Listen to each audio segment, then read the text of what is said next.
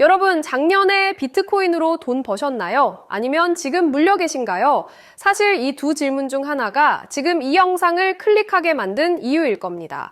비트코인이 고점 대비 50% 넘게 폭락했습니다.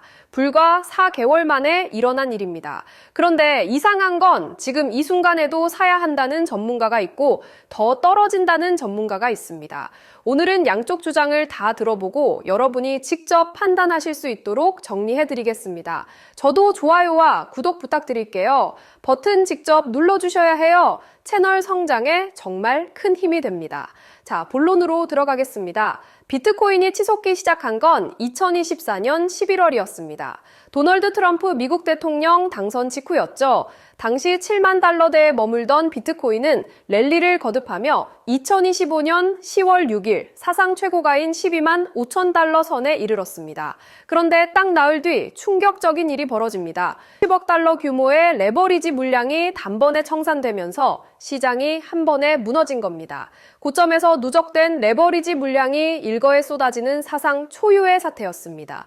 이후 뚜렷한 반등 계기가 없었고 결국 지난 2월 5일 6만 70달러까지 밀렸습니다. 고점 대비 50% 이상 폭락한 겁니다. 비트코인만 문제가 아닙니다. 알트코인들은 더 심각합니다.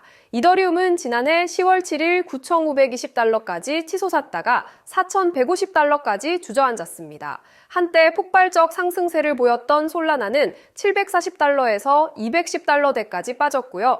소송 리스크를 털어냈다며 주목받았던 리플도 4.82달러에서 현재 1.5달러대까지 추락했습니다. 비트코인이 흔들리자 변동성이 큰 알트코인에서 자금이 더욱 썰물처럼 빠져나가고 있는 겁니다.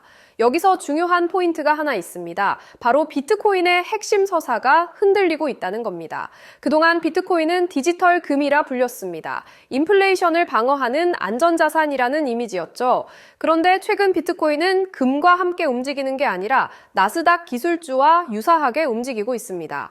세계 최대 가상자산 운용사 그레이스케일의 리서치 총괄 잭 팬들은 최근 보고서에서 이렇게 말했습니다. 비트코인이 최근 금이 아닌 기술주와 밀접하게 움직이고 있다. 2024 연초부터 이러한 경향이 나타났으며 비트코인의 단기 가격 움직임은 안전자산 성격을 보여주지 않는다고요. 디지털 금이라는 믿음이 흔들리면 비트코인의 존재 이유 자체가 흔들립니다. 이게 지금 시장이 무서워하는 진짜 이유입니다. 수급 문제도 심각합니다. 트럼프 랠리를 주도했던 기관 투자자들이 떠나고 있습니다. 블랙록과 피델리티 같은 주요 운용사의 비트코인 현물, ETF에서 지난 1월 말부터 2월 초 사이 하루 평균 3억 5천만 달러가 순유출됐습니다. 채굴자들도 마찬가지입니다. 비트코인 가격이 채굴 손익분기점까지 떨어지자 중소형 채굴업체들이 보유 물량을 시장에 던지고 있는 것으로 관측됩니다. 현재 채굴자 보유량은 2024년 반감기 이후 최저 수준입니다. 주요 거래소 현물 거래량도 전고점 대비 70% 이상 급감했습니다. 그렇다면 전문가들은 뭐라고 할까요? 먼저 비관론부터 보겠습니다. JP모건은 단기적으로 42,000달러까지 하락할 가능성을 배제할 수 없다고 전망했습니다. 스탠다드 차타드는 5만 달러 지지선이 붕괴하면 공황 매도가 가속화되며 바닥을 다지는 시간이 길어질 것이라고 경고했고요. 가상자산 거래소 비트맥스 창립자 아서 헤이즈는 이렇게까지 말했습니다. 트럼프 펌프는 죽었다. 빙하기에 온 것을 환영한다. 2026년은 지루하고 고통스러운 L 자형 침체가 이어질 것이라고요. 가상자산 분석업체 테넥스 리서치는 현재가 2022년 하락장 초입과 매우 유사한 패턴을 보인다고 경고했습니다. 그런데 반대 목소리도 만만치 않습니다. 월가에서 유명한 강세론자 톰리 펀드스트랩 공동 창업주는 이렇게 말했습니다. 크립토 윈터는 이미 끝났거나 늦어도 4월에는 끝날 것이라고요. 다만 그는 견고한 바닥을 다지기 전까지 한 차례 더 하방 이탈이 있을 수 있다는 전제를 달았습니다. 캐시우드 아크인베스트 씨, 이오는 비트코인이 인플레이션과 디플레이션 모두에 대한 안전자산 역할이 가능하다고 강조했습니다.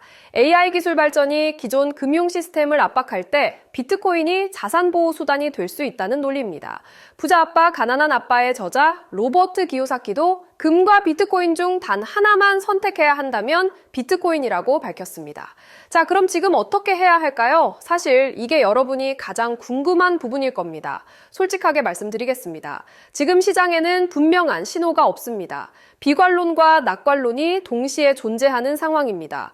다만 한 가지 분명한 건 지금은 감정이 아닌 원칙으로 판단해야 할 시기라는 겁니다. 공포에 팔고 탐욕에 사는 게 아니라 반대로 움직여야 한다는 투자 원칙이 있습니다. 하지만 그 원칙이 맞으려면 해당 자산의 장기 가치를 믿어야 한다는 전제가 필요합니다.